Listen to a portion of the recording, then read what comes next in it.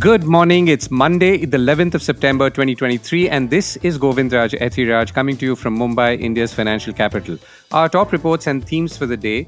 The G20 summit concludes with agreements on climate and infrastructure and praise for India's handling. How the potato or aloo has become a key force in our fight against food inflation.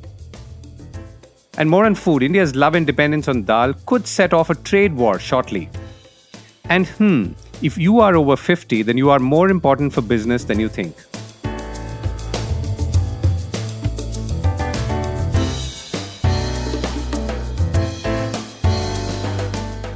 This is a core report with Govindraj Ethiraj. Praise for India's G20 summit handling. There are, of course, many takeaways from the just concluded G20 summit in New Delhi, leading to the New Delhi Declaration. The key, of course, was that there was a declaration which was largely expected not to happen. One question that lingered around the rift between Russia and the West over the continuing war in Ukraine and the fact that China's President Xi Jinping skipped the summit in an apparent snub to India, which does not seem to have had the intended effect. On the other hand, India's role in bringing together the G20 on a range of issues seemed to have won the day. Bloomberg News quoted European officials as saying China shot itself in the foot by staying away from the summit, allowing India to cement its leadership of the global south and providing the US and Europe a clear path to strengthen ties with emerging markets. That's pretty much sums up one part of it. And then, quite significantly, the G20 also admitted the African Union, which includes 55 member states, as a permanent member of the G20, among many steps attributed to India's leadership at the summit. Among other wins, the US announced a deal with India, the European Union, Saudi Arabia, Israel, and other Middle Eastern countries to develop an ambitious rail and maritime network across the region. So, very broadly, what did the leaders of the G20 resolve to do at the end of the summit? Here go some key points which I thought I'll leave you with.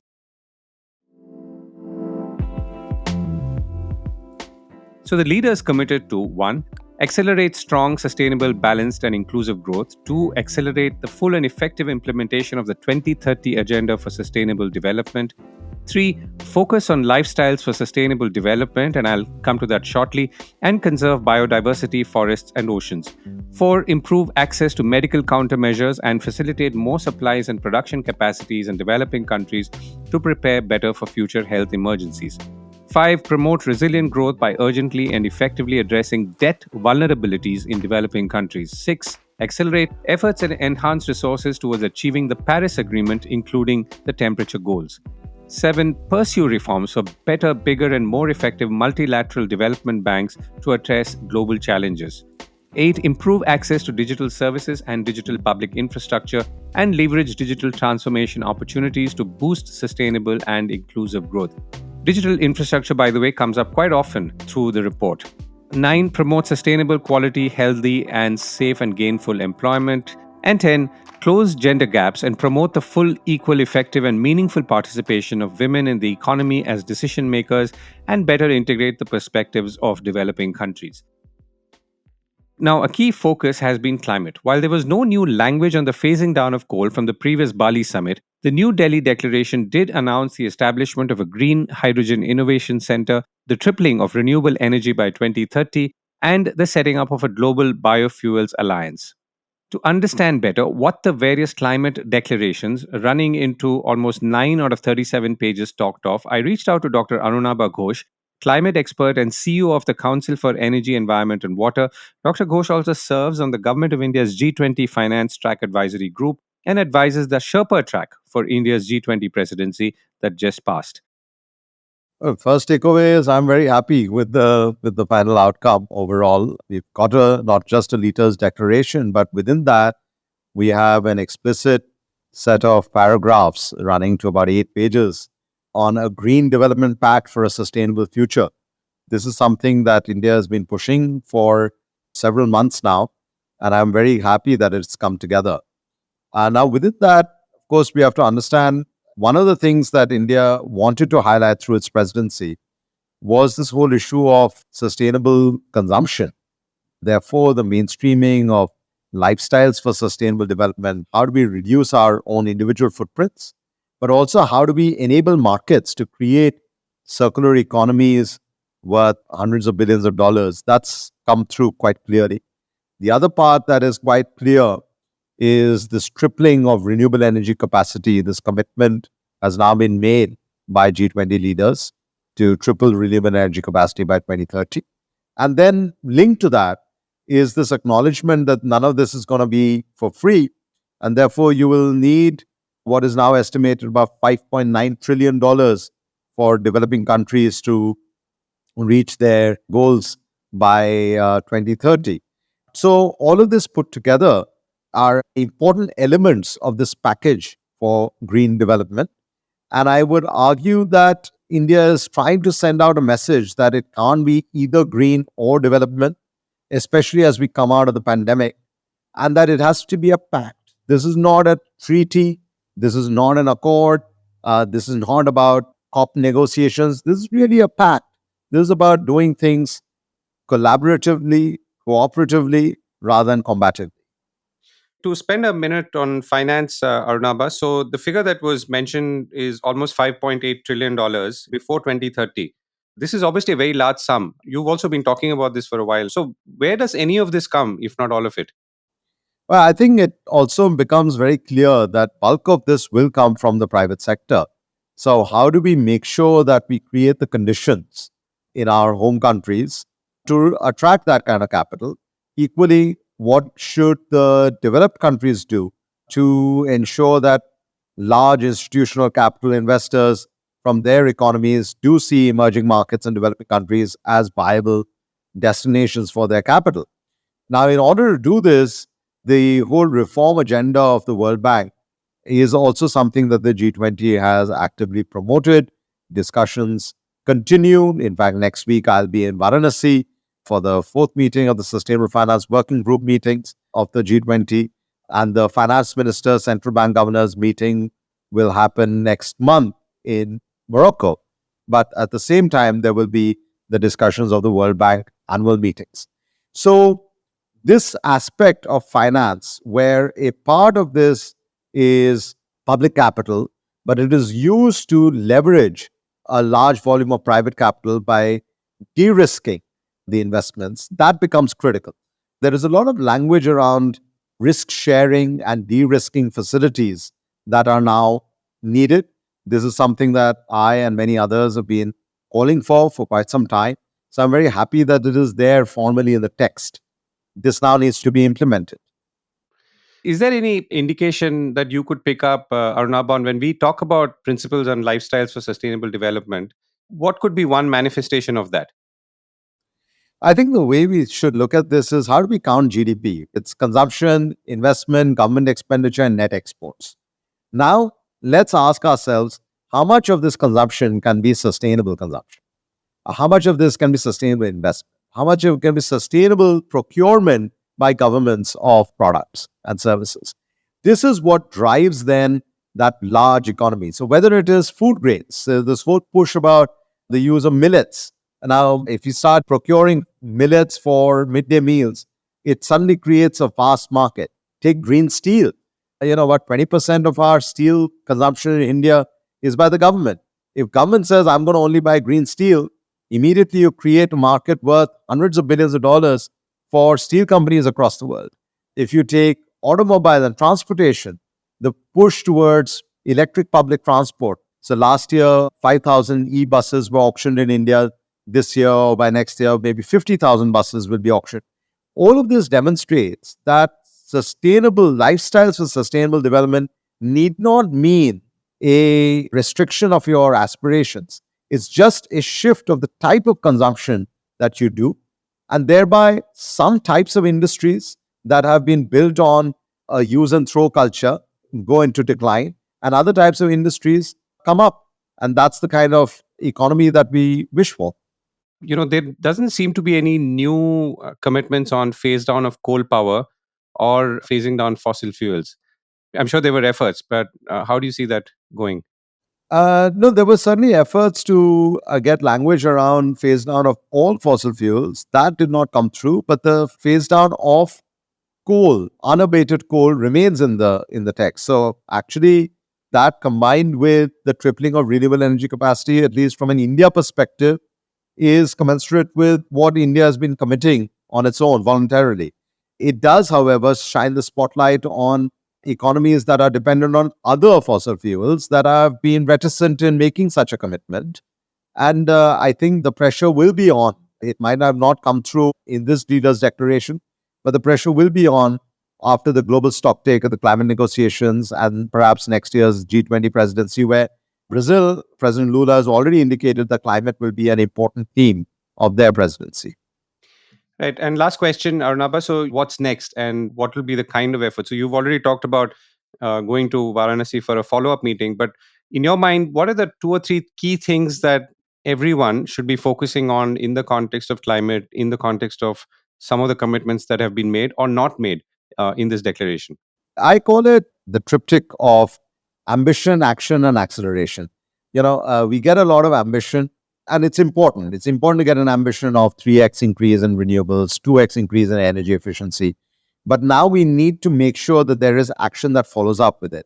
So that includes the vanilla renewables, the solar, wind, etc., but also this whole new story around the global biofuels alliance, the story around a rules-based ecosystem on green hydrogen, which I have also been advocating for quite some time. All this needs to be now action through collaborative efforts. The acceleration part will only happen if we figure out something concrete on the financial de-risking platforms. If we get that, then I would ask your listeners to keep an eye out for, are we just promising new ambitions, or are we really acting on it, and are we finding the money to accelerate our efforts? Good note to end on. Thank you, Arunabha, for joining me. Thank you. The story of the potato. We've been tracking inflation levels quite closely, as you know. We spoke last week of how the cost of a vegetarian thali rose 24% in August and a non-vegetarian thali rose 13% year on year. Having said that, prices are now down, thanks largely to the tomato, whose rising prices caught the nation's attention and caused everyone, including policymakers, to scramble wildly. Crisil research says that 21% of the rise in thali cost can be attributed to tomato prices, which rose from 37 rupees per kilo last year to about 102 rupees per kilo last month. Prices of onion, chili, and cumin rose too, taking the cost of the vegetarian thali up but accounting for much, much less. By the way, the non-vegetarian thali prices did not rise as much because of the price of broilers, which form more than 50% of the cost, did not rise as much, rather only 1 to 3% over a whole year. Now, speaking of prices that did not go up, vegetable oil prices are down 17% and potato prices are down 14% year on year, which obviously helped keep overall costs low. Now, we've spoken of vegetable oils or edible oils a few days ago and how imports of them are also touching record highs, but prices are stable for now. Let's now talk about the potato. There are some very interesting lessons in potato prices and potato management. To understand more about the potato and the overall breakdown of thali prices, I spoke with Pushan Sharma, Director Research at Crisil Market Intelligence and Analytics. So if you look at the volatility, the contribution is maximum from the vegetables and specifically tomato, onion, and potato. And the reasons are some structural reasons. The reason why these crops see volatility can be linked to their storage capacity, their shelf life, and the amount of processing that is done on these crops. Tomato and onion see the maximum volatility and potato the least amongst the three. And when we look at the storage capacity for these crops, we see that potato has the maximum storage capacity as a percentage of its production. That is followed by onion, and the least is there in tomato. And the shelf life also follows the same order. If you look at the processing capacity, about 7% of the potato is processed, about 3% of onion, and about just 1% of tomato. So had we sort of processed a little more of tomato when the prices were lower 6 months back, when the prices were less than 10 rupees a kg, we could have arrested this price increase that we saw over the months of July and August. So clearly, more processing facility, more storage capacities, that's the need of the hour. Are there any comparable figures, Bhushan, for like internationally or anything? I mean, for example, you said 1% in the case of tomatoes. That seems like really low. Right. Globally, countries have processing around 15%, not specifically on tomato, but in their food categories. Some of the progressive countries. Got it. Larger question, how are you linking or what kind of linkages do you see between this food plate cost or thali cost and overall inflation numbers, which we're also watching? So if you look at CPI, food has a significant share in that of around 40%. So clearly, food contributes extremely meaningfully. the CPI numbers that we've been seeing over the past few months. And within that, cereals has a significant share in absolute terms, about 10%, vegetables and dairy about 6%. But what one can see is why we see a 24% increase in the veg thali cost for the whole of August. If one were to look at the numbers only for September, that tapers down. September as well as the last week of August, that tapers down to about 10% increase. And if one were to look at it month on month, the 6th September thali cost would be about 16% lower than the whole of August last month. So that's a sign of relief for the consumers, and we could see some tapering off the thali inflation that we're seeing over the last couple of months.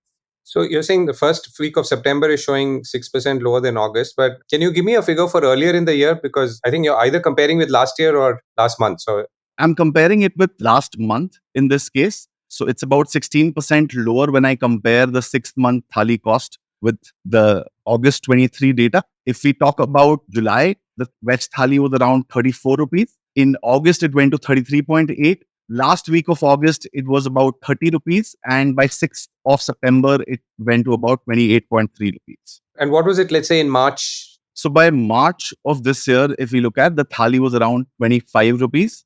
It stayed around 26.5 rupees till about June. And we saw a sharp jump from 26.5 to 34 levels in July. Okay, great. So now June 26 rupees, July peak of 34 rupees, August 33.8 and September 28. So it's already beginning to taper off, at least at this point. That's correct. Last question. Could we therefore assume that the overall inflation numbers for August will come in lower? For August, because the whole of August still saw elevated, vegetable prices, we could still see, inflation numbers could potentially be higher. But from September onwards, considering food has a 40% bearing on inflation and we're seeing a tapering in thali prices, there could be better news coming in the month of September with other factors, other components remaining at the same level. Right, Pushan. Thank you so much for joining me. Thanks a lot. From aloo to dal. The G20 declaration we spent some time on just now also spoke on commitment to support developing countries' efforts and capacities to address their food security challenges and work together to enable access to affordable, safe, nutritious, and healthy diets, and to foster the progressive realization of the right to adequate food. It also spoke of open, fair, predictable, and rules-based agriculture, food, and fertilizer trade, not impose export prohibitions or restrictions, and reduce market distortions in accordance with relevant World Trade Organization rules. Of course, it's not easy to not have export restrictions when prices are skyrocketing through the roof, like in India right now, or the perception that they might. To remind us all, inflation in prices of rice and pulses have been running at 13%. Within pulses, inflation for tur dal is at 34%, followed by about 8% for urad dal and 9% for moong. So let's stay with dals and maybe a little more of tur dal. It's now clear that pulses and dals are one of the biggest categories of foods to be hit by monsoon vagaries and international trade hurdles. Domestic sowing is less compared to last year, and anticipation that the crop could be poor is driving up prices. Total sown area of pulses is down about 8.5% as of September 9th year on year, and the total area of pulses cultivation has fallen too by about 11%. El Nino is playing a role here too. On the other hand, Mozambique, from whom we import, has put a floor price on exports of tur dal. Now, this is a little more complicated, and there's some interesting backstory to it, which I will come to. But overall, the situation is tricky. More than that, the present situation, dire as it is also showing up the government's moves as good, but not good enough. For example, we were wise to tie up with several countries for imports of pulses, but we may not have had a more composite strategy that addresses both the shortages as well as the vagaries of climate. To understand what has gone wrong and why, I spoke with Bimal Kothari, chairman of the Mumbai-based India Pulses and Grains Association, an apex body for India pulses trade. Looking at the supply and the demand, this year the supply has been definitely the constraint particularly for tur and urad. Last Kharif crop, we didn't have enough production for both tur and urad. We have seen the shortfall in the production of tur and urad. That's why we have seen the prices going up in both the pulses. If you compare it with the other pulses, most of the pulses are ruling at the minimum support price or a little bit above the minimum support price. But these pulses definitely are much above the minimum support price.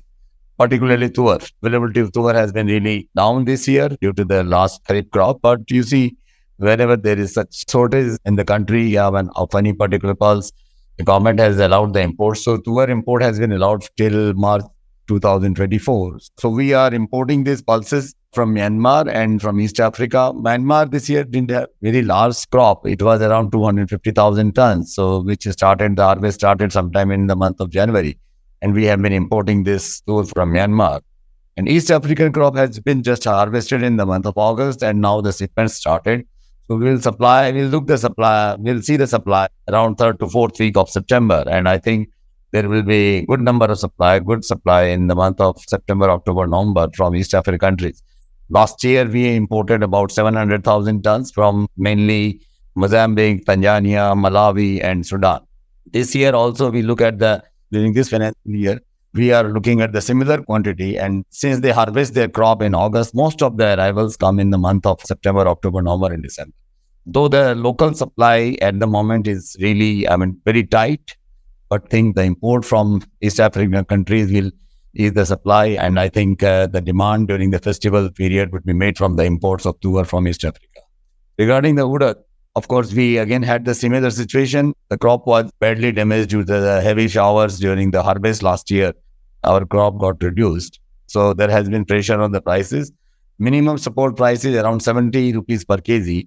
And we have seen in last few months, the prices has been ruling around 80 to 85 rupees. So I don't think the prices are very high above if you look at the minimum support price, it is around 15 to 20%.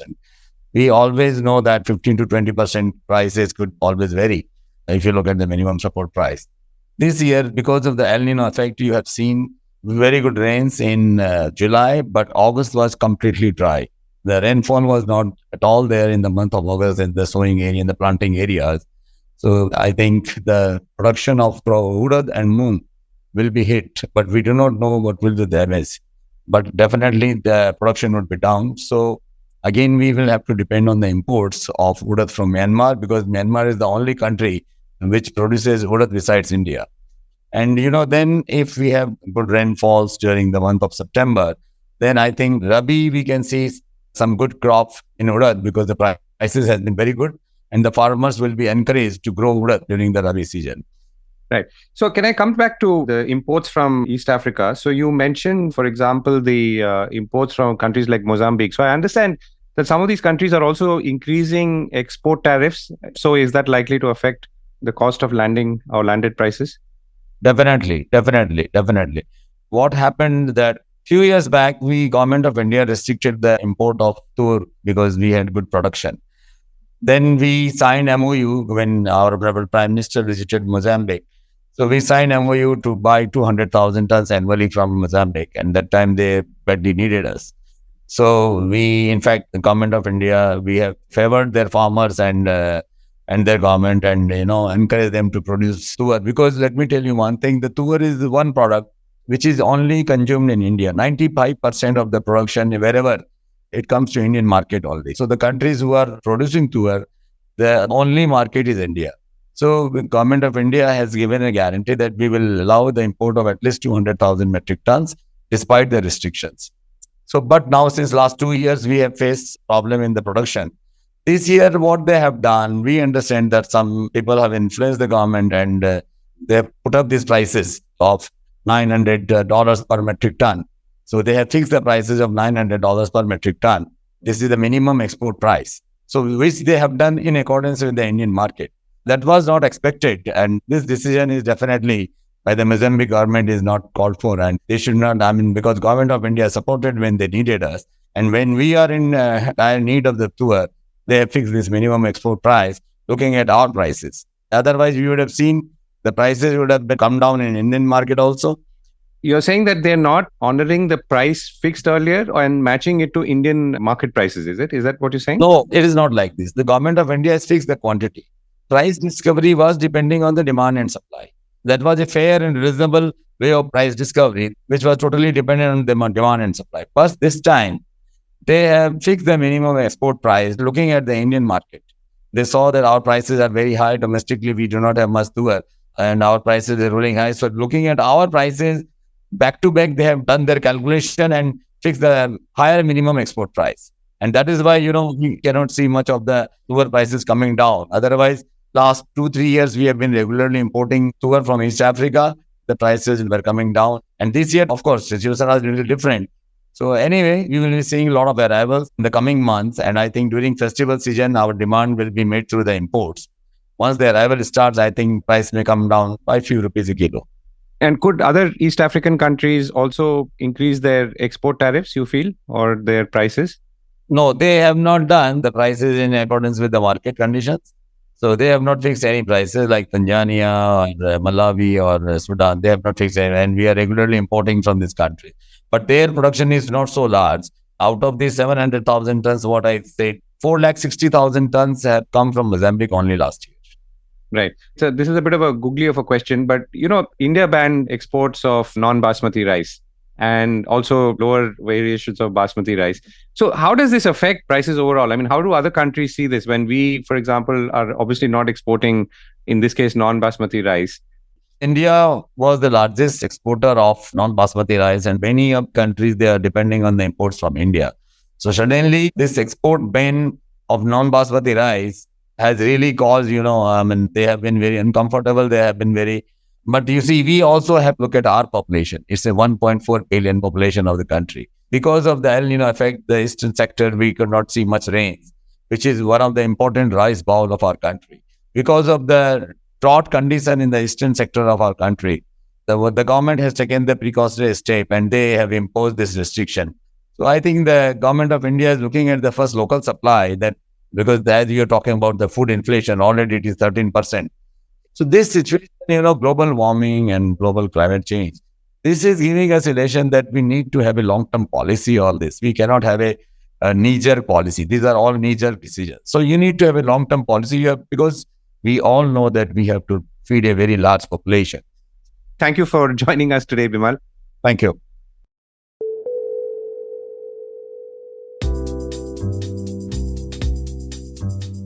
And why 50 plus folks are cool? People aged 50 and older are responsible for a larger share of economic activity than before, says a new global longevity economic report put out by the AARP, or the American Association of Retired Persons, set up in 1958 and aimed at empowering Americans over 50 in their lives and pursuits. The report that covers about 76 economies says in 2020, the 50-plus population contributed $45 trillion to global GDP, or almost 34% of the total. Moreover, at the end of this decade, that's 2030, the contribution of the 50-plus population to global GDP will rise to an inflation-adjusted $65 trillion, or 36% of GDP. Through its spending on goods and services, the 50-plus population supported a third of the world's jobs in 2020, or over 1 billion jobs, generating $23 trillion in labor income. Growth will be the strongest in the next decade, as the number of jobs supported by older people is set to jump by nearly 20% to more than 1.2 billion in 2030, or 35% of the global total. Interestingly, nearly one-third of the global impact on GDP generated by the 50-plussers is driven by cross-border spending on products and services. The report also argues that in the 5 largest consumer product categories, the 50-plussers were responsible for half or more of global spending. This includes health, perhaps not surprisingly, miscellaneous goods and services, housing, utilities, foods and beverages, and transport. More than half the spending on recreation and culture and furnishings and household maintenance is driven by the 50-plussers. And the report concludes, in its executive summary at least, that policymakers and business leaders will need to develop clear visions and strategies to address this huge and expanding market. Now, all of this is, of course, unlikely to be found on the pitch decks of any tech-based consumer-facing company, not just in India, but elsewhere in the world. Perhaps it's time to put on a fresh set of glasses. Now, speaking of 50-plussers, a few weeks ago, all of Bollywood and the entire cinema exhibition industry was pretty much written off by several pundits. And now it's all swung back with an intensity that would surprise even the most diehard stock market veteran. All thanks to the 50-plus Shah Rukh Khan's latest film Jawan, which has crossed a record 200 crore rupees in just 3 days of its release, and was set to cross about 300 crores overnight, including international earnings. Its primary language is Hindi, but it's also earning in Tamil, Telugu as well. The film seems to have learned a few tricks from the southern films and adopted to create a world of memes and highly Instagrammable sequences. More on this, of course, in a few days as the dust settles down. That's it from me. I wish you a great week ahead, and do visit www.thecore.in and see our latest reports, interviews, and analysis. It's all free for now, but may not be for much longer. Bye for now.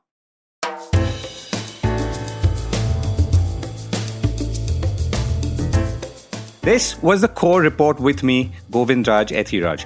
Do stay connected with more of our coverage at the Core. You can check out our website or sign up to our newsletter at www.thecore.in.